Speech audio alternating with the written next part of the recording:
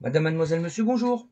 Alors aujourd'hui, je vous fais une petite vidéo pour vous parler d'une plante médicinale extraordinaire et indispensable à avoir dans son potager. Elle soigne le foie, c'est un antitumoral, elle est cicatrisante, elle prévient les infections virales, les infections grippales, c'est un remède pour la fièvre et le scorbut. Et cerise sur le gâteau, elle est super belle, elle sent très bon, elle a une odeur de miel, elle est mellifère et très appréciée par les abeilles et les papillons, et tous les pollinisateurs en tout genre. Alors le but de cette vidéo, c'est de vous partager des semences de cette plante. Si vous en voulez, je me propose de vous envoyer des graines gratuitement contre une enveloppe timbrée. Mais avant, il faut que je vous parle un peu de cette merveilleuse plante médicinale, jolie et mellifère qui pousse dans mon potager depuis plusieurs années maintenant.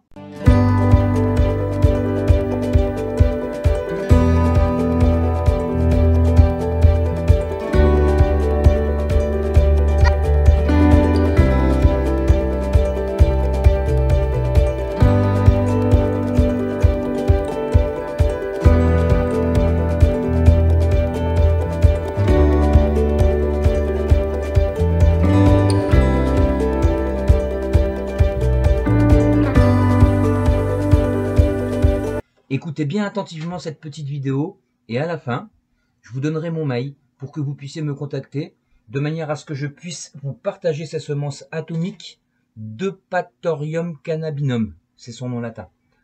En fait, c'est l'Eupatoire chanvrine, ou on l'appelle aussi origan des marais.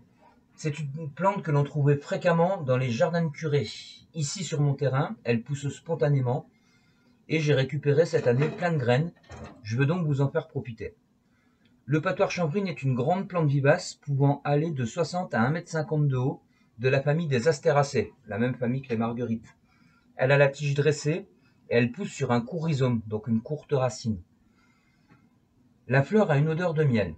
Elle se sème au printemps et elle fleurit de juillet à octobre, donc une grande période de floraison, ce qui est très bien pour les pollinisateurs. Elle peut se cultiver à mi-ombre ou au soleil, dans tout type de sol, de préférence riche, mais surtout frais et humide. C'est une plante qui aime l'humidité. D'ailleurs, au niveau plante bio-indicatrice, si on veut voir s'il y a de l'humidité qui passe sur un terrain, quand elle est là, ça veut dire qu'en dessous, le sol est humide. Une fois installée, on peut la reproduire en divisant les touffes ou en les bouturant. Donc comme je vous le disais il y a 2 secondes, elle aime l'eau. Donc s'il y a sécheresse, il faut bien l'arroser au minimum 2 fois par semaine, à moins qu'elle soit autour d'une mare ou un fossé ou un truc où il y a tout le temps de l'eau, quoi.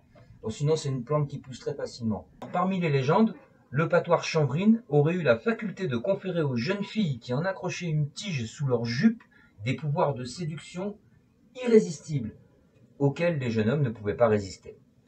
L'Eupatoire chanvrine pousse volontiers dans les zones humides. La médecine populaire utilise les feuilles de la plante récoltées avant floraison et la racine récoltée au printemps. Sur le plan thérapeutique, les feuilles et les racines de l'Eupatoire chanvrine ont des vertus cholagogues, c'est-à-dire qu'elles facilitent l'évacuation de la bile. Elle a également des vertus hépatoprotectrices, maladie du foie, genre hépatite.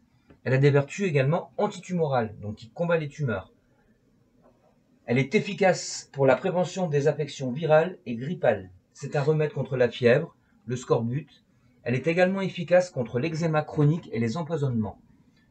En usage externe, les feuilles fraîches appliquées sur une plaie ou une contusion servent à aider la cicatrisation. D'ailleurs, dans la nature, les animaux blessés viennent s'y frotter pour soigner leurs plaies.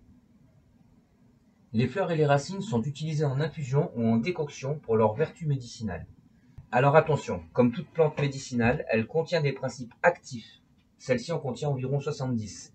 Elle agit donc comme un médicament. Il ne faut pas faire n'importe quoi et l'utiliser avec précaution, comme toute plante médicinale. Alors moi je ne suis pas médecin, je suis juste passionné de phytothérapie. Je ne me soigne qu'avec les plantes quand je suis malade, ce qui est très rare. En fait, je suis pratiquement jamais malade. Mais bon. C'est pour cela que je vous renvoie à un site qui s'appelle Wikiphyto. Je vous mets un lien en description. Vous trouverez toutes les indications sur ce site, tous les conseils, toutes les posologies pour vous soigner avec cette plante. Alors maintenant, passons aux choses sérieuses. Si vous souhaitez recevoir ces graines gratuitement, il faut m'envoyer un mail.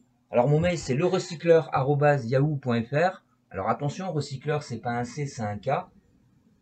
Il y a beaucoup de gens, quand j'ai fait le dernier don de graines Artemisia Nua, qui m'ont renvoyé un message sur YouTube en me disant le mail m'est revenu, vous l'avez pas eu, mais oui, mais il faut mettre un K, recycleur.